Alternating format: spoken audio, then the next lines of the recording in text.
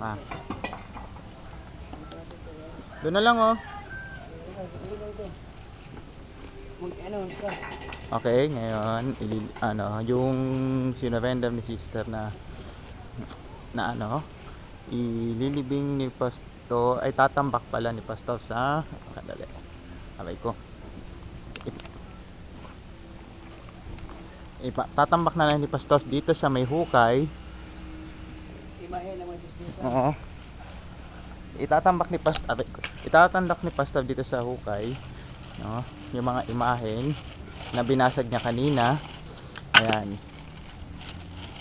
Yung mga salamin, yung sa altar. Ayan. Isa-isa. Yeah.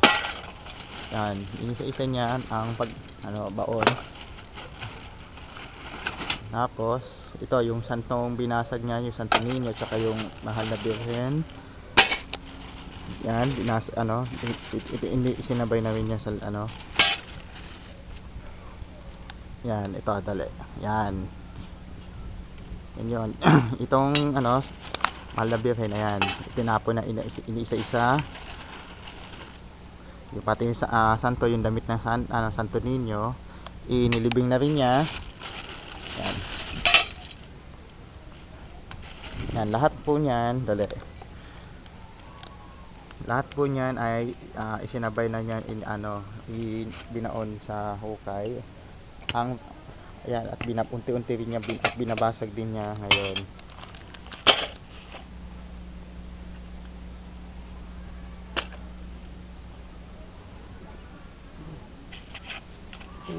Ayan, yung corona na Santo Niño yan. Ay, ang Mahal na Birhen. Ayun, oh. Hindi. Ano mo na lang, gupitin mo na lang. Wala ka namang cutter, eh. Hindi kaya, matibay yan. Alam ko, Alexander yung yung tawag na to. Yung tali niyan.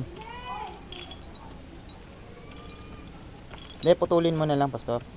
Putulin mo. Hindi, gamitin mo yung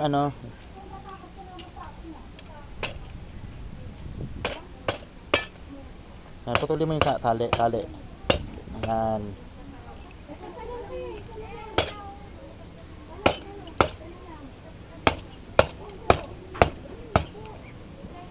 Yan.